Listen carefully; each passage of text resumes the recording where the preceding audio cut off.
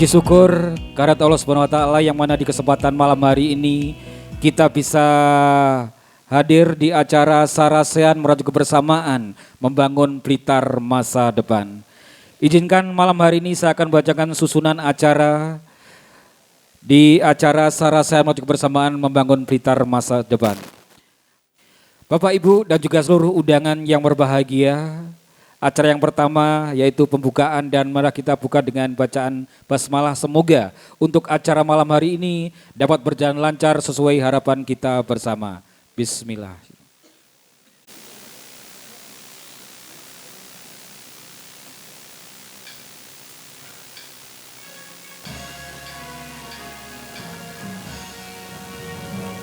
Indonesia tanah airku, tanah tumpah darahku. Di sanalah aku berdiri, jadi pandu hidupku. Indonesia kebangsaanku, bangsa dan tanah airku. Marilah kita berseru, Indonesia bersatu. Hiduplah tanahku, hiduplah negeriku, bangsaku, rakyatku semuanya. Bangunlah jiwanya, bangunlah badannya untuk Indonesia Raya. Indonesia Raya, merdeka, merdeka, tanahku, negeriku yang ku cinta. Indonesia Raya, merdeka, merdeka, hiduplah Indonesia Raya. Indonesia Raya, merdeka, merdeka, tanahku, negeriku yang ku cinta. Indonesia Raya, merdeka, merdeka, hiduplah Indonesia Raya. Sarasehan merajut kebangsaan membangun Blitar masa depan telah terlaksana. Kami selaku panitia, mewakili ketua panitia, mewakili panitia, saya menyampaikan terima kasih atas kehadiran panjenengan semua yang bisa menyempatkan malam hari ini untuk hadir dalam undangan tersebut. Dan kedua, tempat yang seperti ini kami juga mohon maaf bisanya hanya seperti ini untuk memberikan panjenengan. Semoga panjenengan nanti bisa mengikuti dengan nyaman dan aman dan tentram. Yang ketiga, berterima kasih juga kepada Bapak Lurah Beru yang telah memberikan fasilitas berupa tempat sehingga acara ini bisa terlaksana dengan baik. Selanjutnya, kami juga berterima kasih kepada semuanya yang telah mendukung terselenggaranya acara pada malam hari ini, dan semoga acara malam hari ini bisa membawa manfaat barokah kepada kita, mendapatkan ilmu dan mendapatkan wawasan yang baik kepada kita semua, di mana nanti kita bisa untuk merajut, untuk kebersamaan, untuk bisa membangun Blitar masa depan dengan yang lebih baik. Maka dari itu tidak banyak yang saya sampaikan, yang jelas sekali lagi saya terima kasih kepada semuanya yang telah memberikan dukungan, yang telah membantu dalam terlaksananya acara malam ini. Kurang lebihnya kami juga terima kasih sebesar-besarnya. Mungkin itu yang bisa saya sampaikan. Terima kasih. Wallahul muwaffiq ila aqwamit thoriq. Wassalamualaikum warahmatullahi wabarakatuh. Terima kasih atas hadirannya dan terima kasih atas panitia yang telah menyiapkan Ugorapen, menyiapkan tempat ini. Terima kasih sekali. Dan yang saya hormati lagi tim dari Bapak Gus Tamim. Semoga ini nanti acara ini awal hingga akhir dapat berjalan dengan lancar, yaitu acara merajut kebersamaan membangun Blitar masa depan. Ngoten nggih. Pak Gus Tamim ini bergerak di komisi pembangunan. Nggih, monggo nanti Bapak Ibu bisa mengaspirasinya ke Gus Tamim, monggo nanti program-program apa yang nanti bisa disampaikan oleh panitia. Gus Tamim ini Kelurahan Beru, letaknya ada di wilayah Flingi dan masyarakatnya ini kurang lebih ada 836 jiwa, luas wilayahnya 348.275 hektar. Dan di Beru ini terbagi menjadi 4 lingkungan, yaitu 1 Beru, 1 Ngambak, dan Kromasan serta Bening, Pak. Dan memiliki 8 RW dan 28 RT. Ngoten nggih. Untuk masyarakat mayoritas Kelurahan Beru ini petani, Pak, 80% petani, dan Pak Mas Kuri ini termasuk Ketua Gapoktan Kecamatan Flingi. Ngoten nggih. Itu Pak Mas Kuri, dan nanti berharap Bapak untuk program jalan usaha tani di Kelurahan Beru ini kayaknya ada yang perlu dibenahi, ngoten Bapak. Ini dari aspirasi masyarakat termasuk dari Gapoktan nih, Pak. Ngoten. Untuk nanti menyukseskan Bapak Presiden tentang ketahanan pangan. Ngoten Bapak, demikian Bapak yang dapat saya sampaikan. Apabila perkataan saya atau kata-kata yang tidak berkenan di Bapak Ibu semuanya, saya manusia biasa, mohon sekiranya dimaafkan. Ngoten nggih. Terima kasih, saya akhiri. Akhirul kalam. Assalamualaikum warahmatullahi wabarakatuh.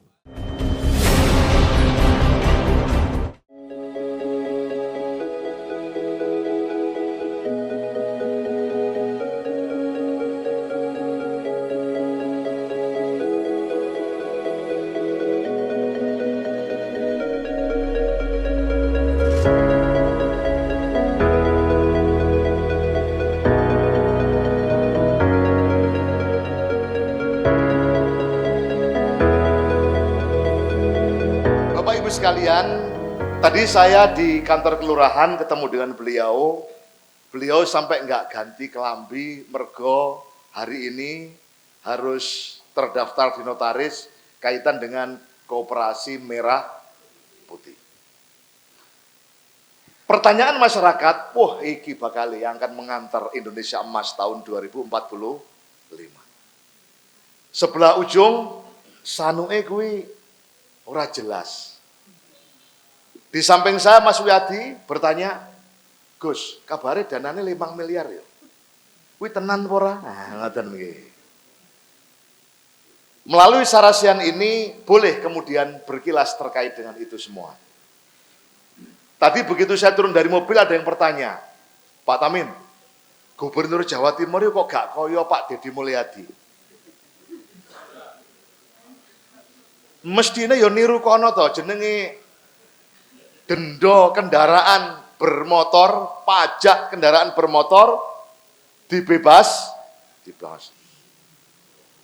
Bapak Ibu sekalian, saya Ahmad Tamim, wakil panjenengan yang di Jawa Timur, menaruh optimis di pemerintah kali ini.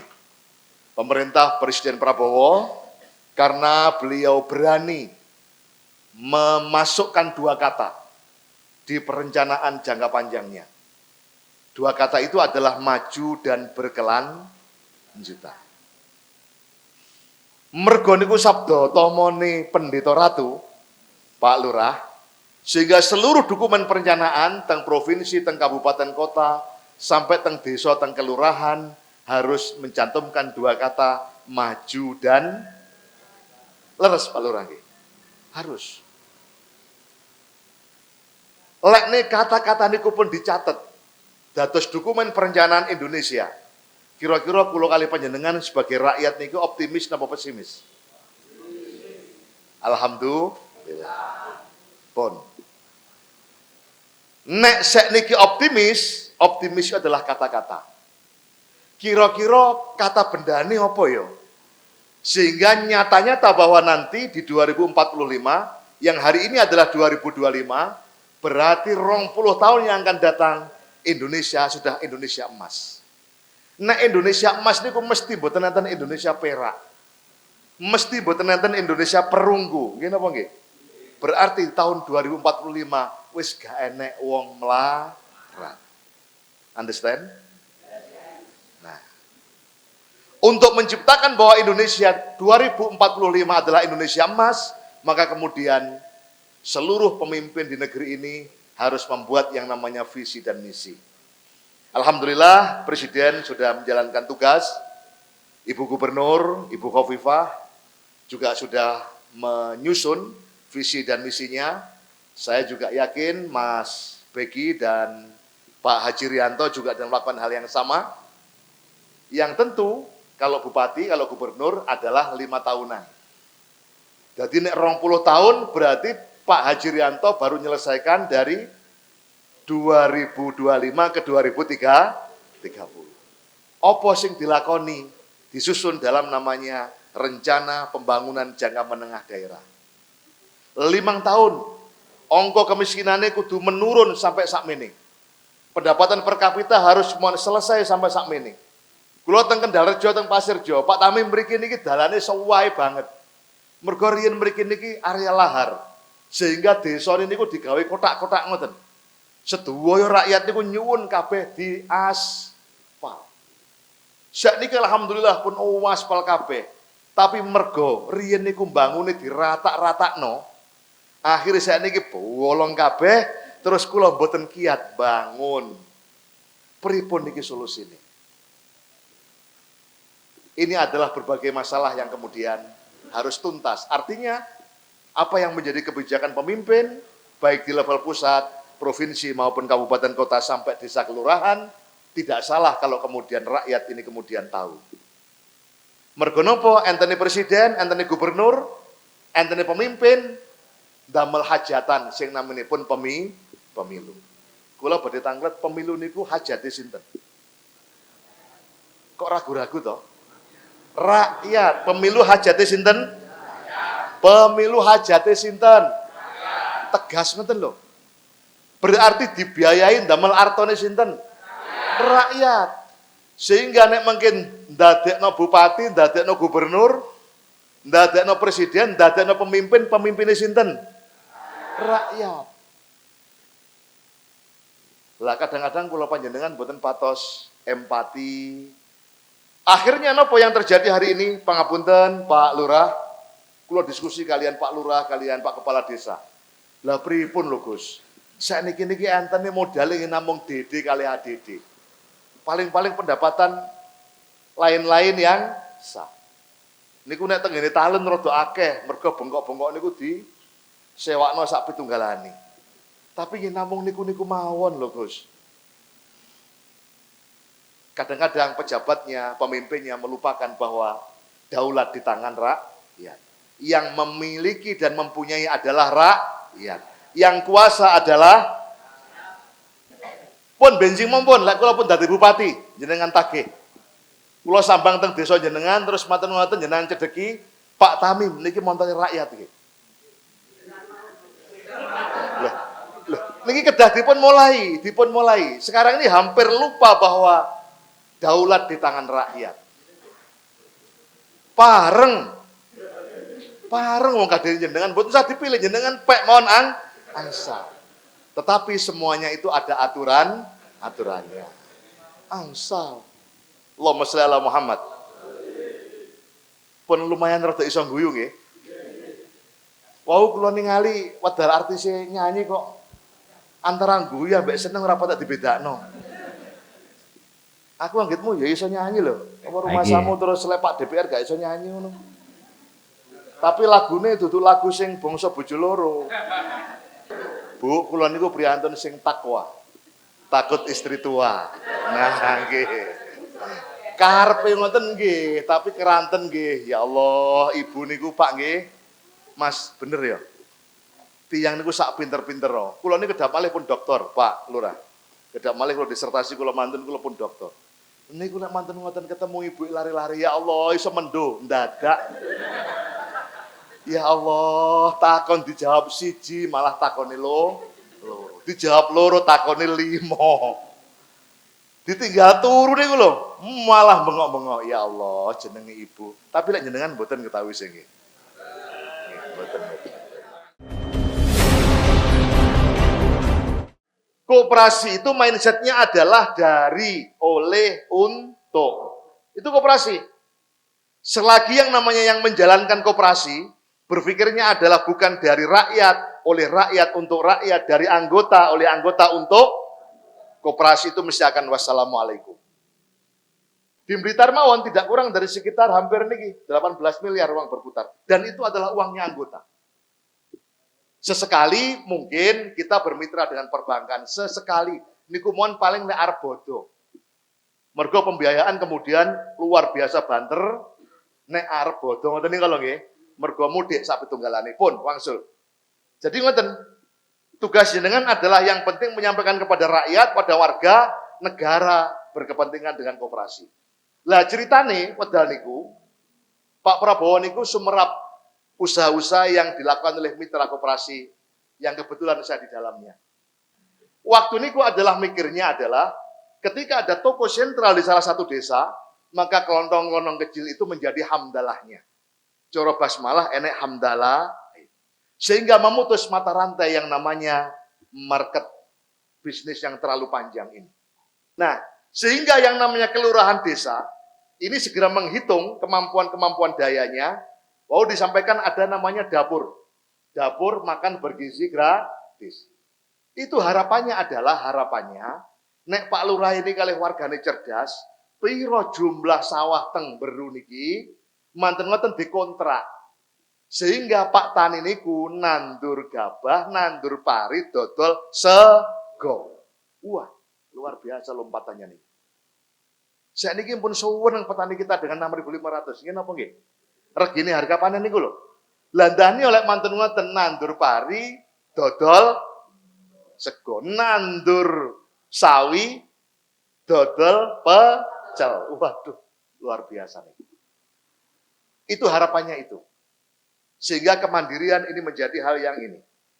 Masio tidak hanya 5 miliar, Masio yang namanya Merah Putih disupport 10 miliar pun, kalau kemudian mindset warganya adalah ini bukan milik saya, ini tidak akan kembali kepada saya, ya sak piro-piro tentu akan berakhir dengan wassalamualaikum. Paham nggih? Paham nggih? Pun. Problem pasti ada.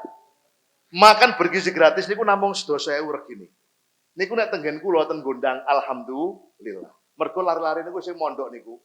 Mamping 3 niku blonjone teng dapur namung 10.800 mamping 3. Dah niku manten ngoten lek ketekan makan siang senilai 10.000 mesti eco. Mergo biasane 10.800 dadi ping 3. Niku wau nggih ngoten. Pak Tamim, pajeke mbok yo dibebasne kaya Jawa Barat. Gubernur kudu rembukan karo sing jenenge bupati wali kota. Dan akibatnya pun kalau itu kemudian sampai diturunkan atau dibebaskan, maka yang kena imbasnya adalah pendapatan daerah yang tentu di Blitar juga akan mengalami kekurangan. Bersatu harus diupayakan tidak tiba-tiba. Apalagi yang namanya keadilan. Adil itu tidak mudah. Mungkin kata orang adalah tumpul ke atas, tajam ke bawah. Butuh proses. Leres ya, Mas Babin nggih. Leres.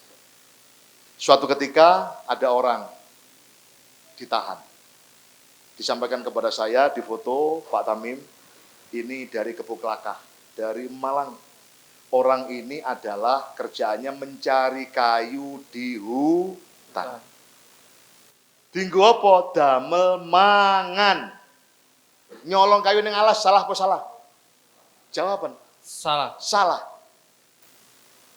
Tetapi dia golek rincian teng alas dienggo mangan. Dipegang oleh polisi hutan, kemudian ditahan 2 bulan. Seorang ibu. Ketika saya tanya, saya kejar, di mana dia diadili? Di sini, di sini, di sini. Kemudian hakimnya saya temui. Pak Tamim, mohon maaf. Waktu itu kami tidak cukup waktu untuk mendiskusikan tentang deskripsi masalahnya orang itu, sehingga saya putus bersalah karena narasinya adalah mencuri kayu di hutan. Saya mohon maaf. Kenapa Pak Hakim jadi begini? Karena tidak ada lawyer, tidak ada lawyer. Apa bahasanya lawyer itu? LPH, pengacara. Pengacara. Ya Allah, akhirnya kemudian saya matur kepada gubernur, Ibu, ada ibu muslimah ditahan. Dia dituduh mencuri kayu. Bagi saya tidak ada kata yang namanya mencuri ketika itu hanya untuk makan. Lek niku pulo-pulo niku kula uncale teng dhuwur ngeten. Jatuhnya apa?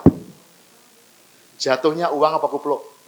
Nah, kalau rakyat yang ada di depan saya ini mengatakan bahwa kita optimis, kita bisa, maka kita akan pasti bisa. Tapi kalau kita pesimis, ya berarti kita hanya sampai di sini. Koperasi Merah Putih itu untuk petani apa atau untuk pengusaha bisa gitu Pak? Apa untuk petani aja, apa untuk pengusaha gitu Pak? Leres, kula saged nangkep napa sing jenengan pikiraken. Banyak badan usaha milik desa, banyak BUMDes yang karena memburu profit, memburu keuntungan, akhirnya dia lupa bahwa yang namanya badan usaha milik desa itu sekalipun tidak ada labanya, tapi kalau rakyat sejahtera maka berarti selesai urusannya. Tetapi karena yang diburu adalah yang namanya keuntungan semata, biasanya menggandeng investor, menggandeng pengusaha. Akhirnya apa? Badan usaha milik desa adalah kedok yang sejatinya adalah milik pengusaha. Bukan kemudian badan usaha milik desa. Enten namanya Gini rasio, ketimpangan. Jadi ibarat uang itu Rp1.000, Ibu. Itu yang 800 hanya milik 1% rakyat Indonesia. Insya Allah kula optimis. Kula optimis bahwa koperasi ini adalah orientasinya adalah dari anggota, oleh anggota dan untuk anggota. Tidak boleh kemudian dimonopoli oleh seorang pengusaha. Perkara kemudian distribusi barangnya. Malah kalau ingeten karpe, kedap mawon nggih. Koperasi ini adalah koperasi yang mensejahterakan. Bukan kemudian membuat propaganda dan kemudian menghancurkan apalagi. Naudzubillah. Sehingga ketika ada larang lengo semisal, maka kemudian negara ini mendistribusikannya yang namanya minyak murah tadi itu melalui koperasi ini. Jadi koperasi ini kadang-kadang bisa jadi disubsidi oleh negara, sehingga minuman ngeten niki lek cara dodol, niki lek kula ane 1000 ngedole pinten? 1.500. Tapi karena kepentingan negara, mergo rakyat ngelak kabeh, bisa jadi ini dibeli oleh negara, regani 1000 didol mung 500. Alhamdulillah di malam yang luar biasa ini saya Ahmad Tamim, anggota DPR Jawa Timur, Komisi D, Komisi Pembangunan, bertemu dengan warga masyarakat Ulingi dari berbagai kelurahan, hadir bersama saya Mas Anang Mustafa, Kepala Kelurahan Beru, leres nggih? Dan beberapa pejabat yang menyertai, terima kasih rawuhnya Mas Babinsa dan seluruh para tokoh masyarakat. Alhamdulillah kami laksanakan sarasehan. Sarasehan merajut kebersamaan membangun Blitar masa depan. Acara ini adalah acara terkait penyampaian tentang dokumen perencanaan negara. Bahwa negara telah yakin bersama dengan rakyat untuk maju dan melanjutkan pembangunan ini. Akan bisa diterima oleh rakyat dengan baik. Kuncinya adalah harus ada gotong royong. Tidak mungkin secara atas bawah yang namanya perencanaan. Perencanaan harus diukur dengan yang namanya bawah ke atas.